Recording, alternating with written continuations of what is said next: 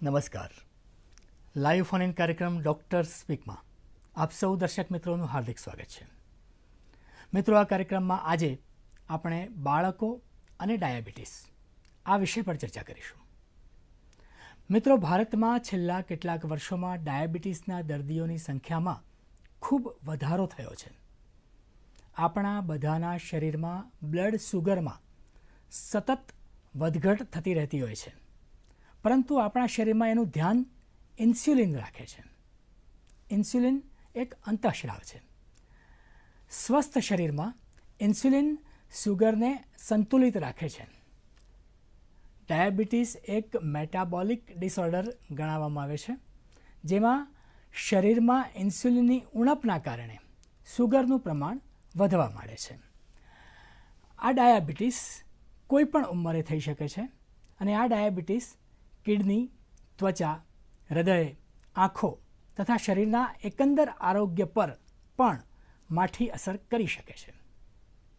મિત્રો, આજે બાળકો અને ડાયાબિટીસ આ વિષય પર ચર્ચા કરવી છે, ત્યારે એની વિસ્તૃત માહિતી આપવા માટે આજે દૂરદર્શનના સ્ટુડિયોમાં પધાર્યા છે નિષ્ણાત ડૉક્ટર રુચિ શાહ મેડમ, કે જેઓ કન્સલ્ટન્ટ પેડિયાટ્રિક એન્ડોક્રાઇનોલોજિસ્ટ છે તથા તેઓ ગોલ્ડ મેડાલિસ્ટ છે. નમસ્કાર મેડમ. નમસ્તે. આપનું આ કાર્યક્રમમાં સ્વાગત છે. નમસ્તે દર્શક મિત્રો, ખૂબ ખૂબ આભાર મને આજે અહીંયા ઇન્વાઇટ કરવા માટે. ખાસ કરીને બાળકોના ડાયાબિટીસ એ મુદ્દાને આ મંચ સુધી લાવવા માટે ખૂબ ખૂબ આભાર. જી, મતલબ કે એ પણ એક રસનો વિષય છે અને મહત્વનો વિષય પણ છે.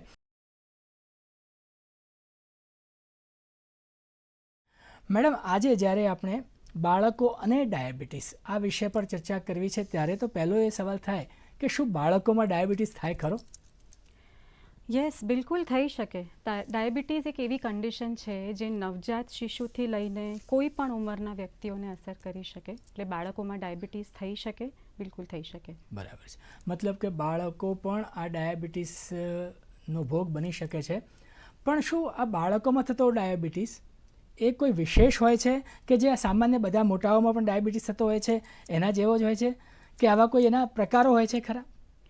યસ, સો બાળકોમાં જે ડાયાબિટીસ થાય છે એ મોટા વ્યક્તિઓમાં થતા ડાયાબિટીસથી સાવ અલગ છે.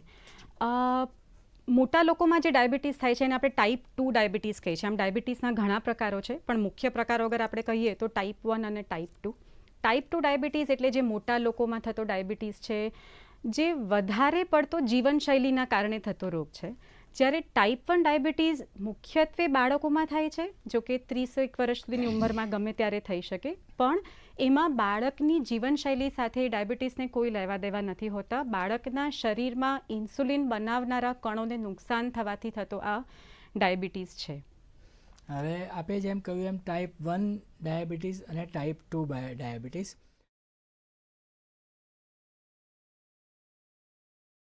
હવે આ અલગ અલગ પ્રકારના ડાયાબિટીસ વચ્ચે મૂળ જે પાયાનો તફાવત જે કહીએ એ શું કહેવાય? યસ, હવે પાયાનો તફાવત સમજવા માટે એક જરાક આપણે ઇન્સ્યુલિન કેવી રીતે કામ કરે છે એ સમજીએ. જી. આપણે કંઈ પણ ખોરાક લઈએ છીએ, હવે આપણા ખોરાકમાં આપણને ખબર છે શુગર હોય, રાઈટ? હવે શુગર, ખાંડ, ગોળ, મધ આ બધા આપણને ખબર છે સરળ શુગર છે, કારણ કે આપણને ખાતાની સાથે ગળ્યા લાગે છે. પણ અનાજ છે, કંદમૂળ છે, ફળો છે, આમાં જે શુગર રહેલું છે, ખાસ કરીને અનાજ ને કંદમૂળ, આપણને એ સીધું ગળ્યું નથી લાગતું, કારણ કે એમાં જે શુગર છે એ જટિલ સ્વરૂપે છે. પણ આ શુગરનું જ્યારે પાચન થશે ત્યારે એ સરળ શુગરમાં જ ફેરવાશે અને આંતરડામાંથી પાચન થઈને લોહીમાં ભળશે.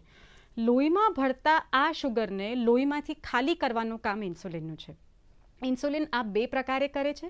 સૌથી પહેલું, આપણા શરીરને જે કંઈ તાકાતની જરૂર છે, સો બાળક રમે છે, એના સ્નાયુઓ કામ કરી રહ્યા છે, એને તાકાતની જરૂર છે, તો એ તાકાત એને ગ્લુકોઝમાંથી મળે છે. લોહીમાં ફરતું આ ગ્લુકોઝ સ્નાયુઓ કેવી રીતે લઈ શકે? માત્ર ને માત્ર ઇન્સ્યુલિનની મદદથી.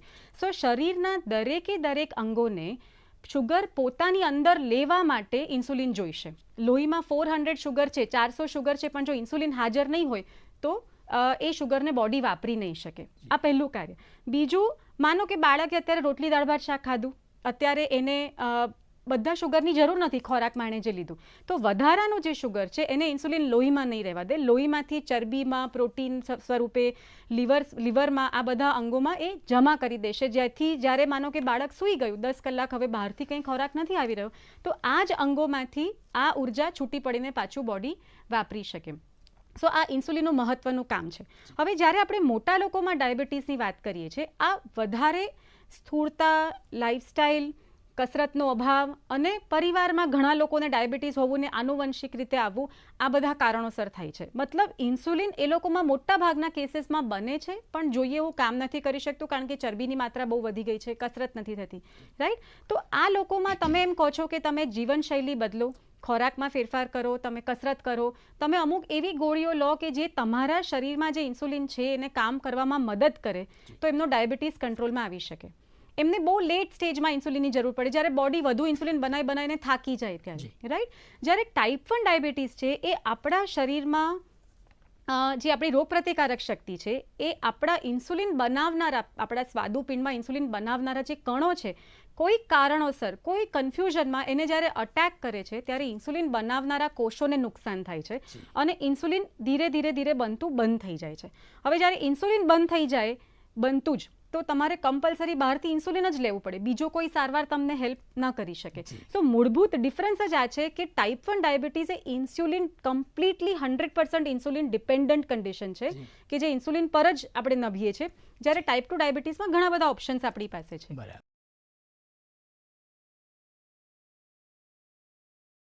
મારો એક પ્રશ્ન હતો. મારા જમાઈ ખરા ને, એમનો 3 વર્ષ પહેલા ડાયાબિટીસ આવ્યો તો. એમની ઉંમર અત્યારે 30 વર્ષની છે અને 27 વર્ષે ટાઈપ 1 ડાયાબિટીસ ડોક્ટરે ઘોષિત કર્યા હતા. અચ્છા, હા. એટલે હવે મારી બેબી છે, એ બેબી પ્લાન કરવા માંગે છે, તો શું એ ટાઈપ 1 ડાયાબિટીસ એના બાળકમાં આવી શકે? અગર આ બહુ સરસ પ્રશ્ન છે એકચ્યુઅલી.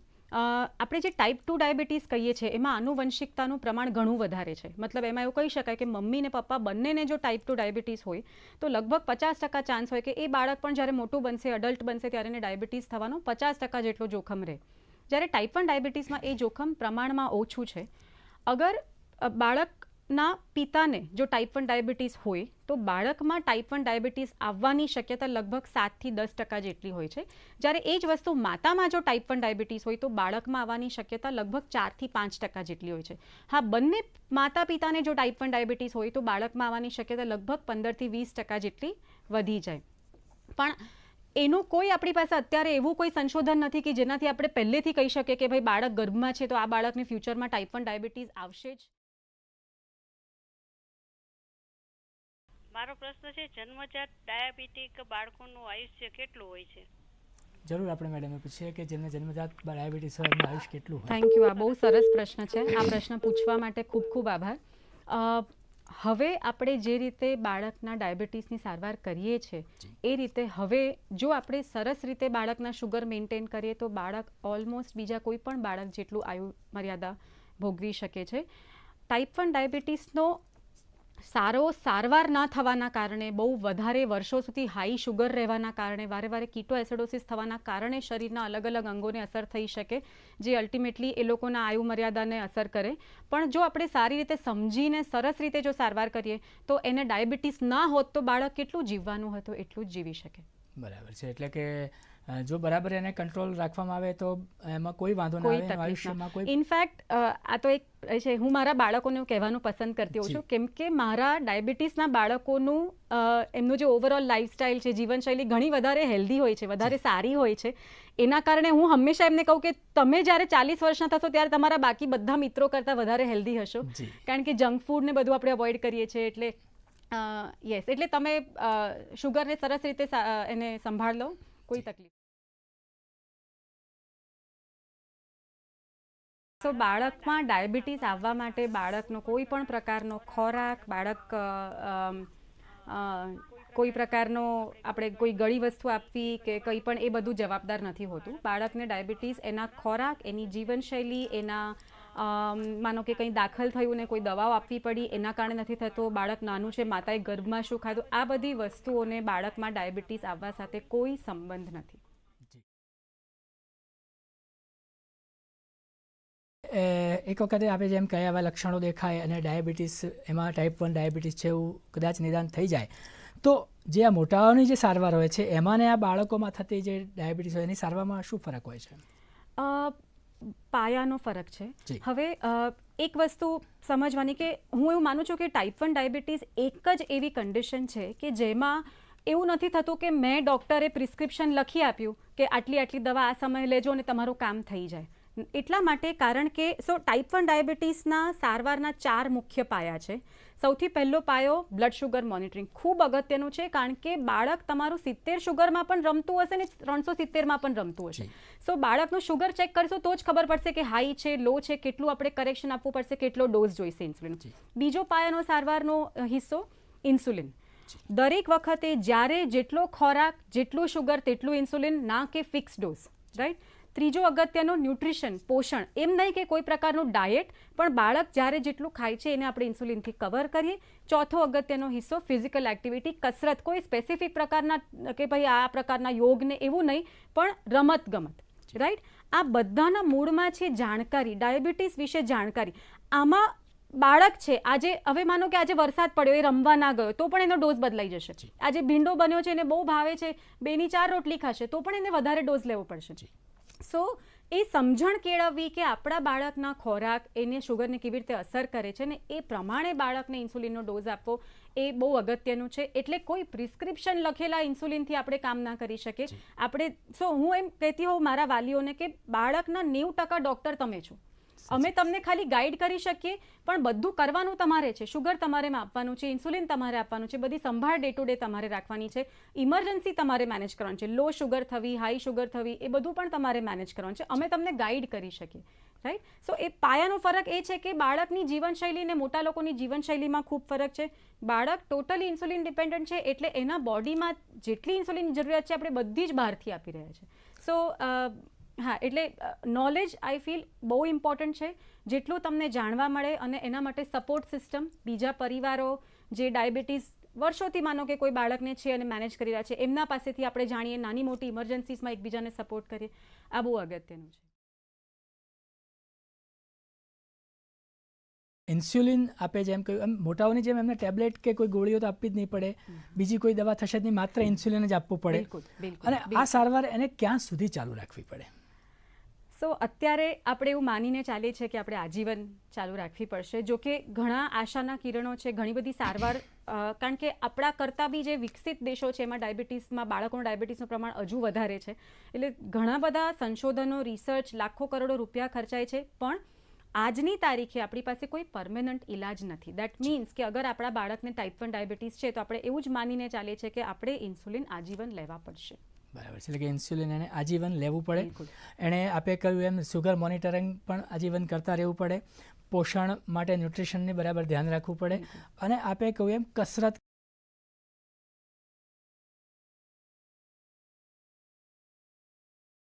હવે બાળક છે એને શાળાએ નિયમિત જવાનું હોય, શાળાએ જતા બાળકો હોય એ લોકો ખેલકૂદમાં ભાગ પણ લેતા હોય, તો આ જે ટાઈપ 1 ડાયાબિટીસવાળો જે દર્દી છે એ શાળાએ જઈ શકે? એને ત્યાં કોઈ તકલીફ પડે ખરી? એને બિલકુલ જઈ શકે. બીજા કોઈ પણ બાળકને ટાઈપ 1 ડાયાબિટીસવાળા બાળકમાં ફરક શું છે? ડાયાબિટીસનું બાળકનું બોડી પોતે ઇન્સ્યુલિન નથી બનાવતું, એ ઉપરથી લે છે.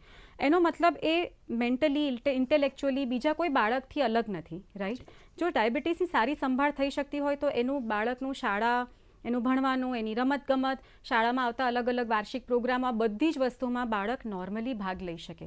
હા, મોટા બાળક જેમ મોટું થાય, સ્કૂલના કલાકો વધે, 6, 7, 8 કલાક સ્કૂલમાં જાય છે, ત્યાં બાળક સારું એવું નાસ્તો લે છે, તો ત્યાં આપણે એવું પ્રિફર કરીએ હંમેશા કે ત્યાં પણ બાળક શુગર ચેક કરીને પોતાનું ઇન્સ્યુલિન ત્યાં જાતે લઈ લે, કે જેથી ત્યાં ખોરાકમાં જે અનાજ છે એને આપણે ઇન્સ્યુલિનથી કવર કરી શકીએ. પણ બાળક બધું જ કરી શકે. અને આ બહુ સરસ મુદ્દો છે. એટલે આઈ થિંક શાળાઓને પણ એક અપીલ કે એ બાળક માટે હોલસમ જે વાતાવરણ બાળકને મળવું જોઈએ, જે દરેક બાળકને મળવું જોઈએ, એ જ ડાયાબિટીસવાળા બાળકને પણ મળે, એ ઈચ્છનીય છે.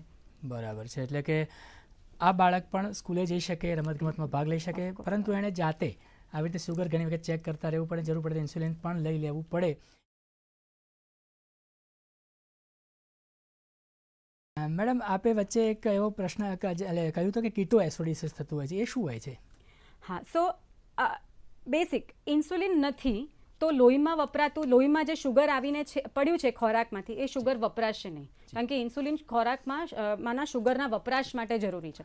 હવે જો શુગર બોડીને નથી મળતું તો એના વિકલ્પ જોઈશે, કારણ કે ઉર્જા સ્વરૂપે અથવા એનર્જી માટે એના વિકલ્પ જોઈશે.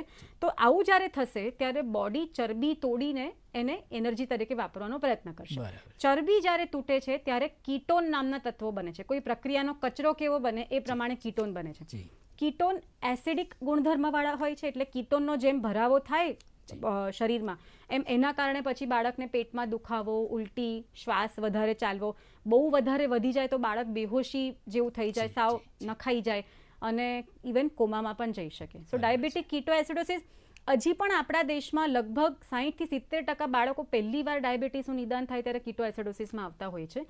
પણ એકવાર ખબર પડી ગઈ પછી આપણે કીટોએસિડોસિસ ન થવા દઈ શકીએ. જો સારી સંભાળ લઈશું તો બચાવી શકીએ. મેડમ, આજે જ્યારે આપણે બાળકોમાં ડાયાબિટીસની વાત કરી રહ્યા છીએ ત્યારે ડાયાબિટીસ ધરાવતા બાળકને તો બધું આપે કહ્યું, પણ એના માતા પિતાએ ખાસ કોઈ ધ્યાન રાખવું પડે ખરું? ઓફકોર્સ ઘણું બધું ધ્યાન રાખવું પડે, પણ મારા માટે સૌથી વધારે અગત્યનું છે કે એક તો બાળકને કોન્ફિડન્સ આપો કે ઓફકોર્સ આપણા જે પાયાના જે સારવારના જે પાયા છે એને આપણે ફોલો કરવાના છે, એને આપણે એ પ્રમાણે આગળ જવાનું છે, પણ બાળક પોતે એ વસ્તુ કરી શકે એનો એક કોન્ફિડન્સ આપો. અમે જનરલી એવો આગ્રહ રાખતા હોય છે કે જો ટાઈપ 1 ડાયાબિટીસ બાળકને છે તો 5-6 વર્ષનું બાળક થાય ત્યારથી બાળક શુગર જાતે ચેક કરી શકે, રાઈટ? અને લગભગ 8-9 વર્ષ સુધીમાં બાળક જાતે ઇન્સ્યુલિન લેતું થઈ શકે નાનપણથી, કારણ કે બાળકે એ કન્ડિશન સાથે જીવવાનું છે. એનો મતલબ કે બાળકને તૈયાર કરો.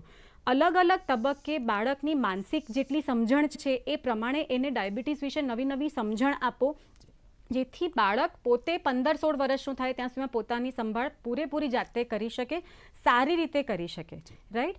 જનરલી આ વસ્તુને છુપાવો નહીં. જેટલું પહેલેથી તમે ઓપન રહેશો એટલું તમને શરૂઆતમાં થોડું અઘરું લાગે આ વસ્તુને કે આપણે સમાજમાં લોકો કંઈક કહે, પણ બાળક માટે એકવાર એ વસ્તુ ડિસ્ક્લોઝ થઈ જાય, એકવાર ખ્યાલ આવી જાય પછી એના માટે એ ભાર હટી જાય, એ પછી વધુ સારી રીતે પોતાની સંભાળ લઈ શકે. બરાબર. પેમ્પરિંગ કરવાના બદલે એને બરાબર યોગ્ય જાણકારી. પેમ્પરિંગ તો ના, જે આપણે માતા પિતા નોર્મલી આપણે ક્યારેક સ્ટ્રિક્ટ હોઈએ, ક્યારેક બહુ પ્રેમ કરતા હોઈએ એવા જ રહેવાનું છે, બહુ વધારે કોઈ બાજુ નથી જવાનું.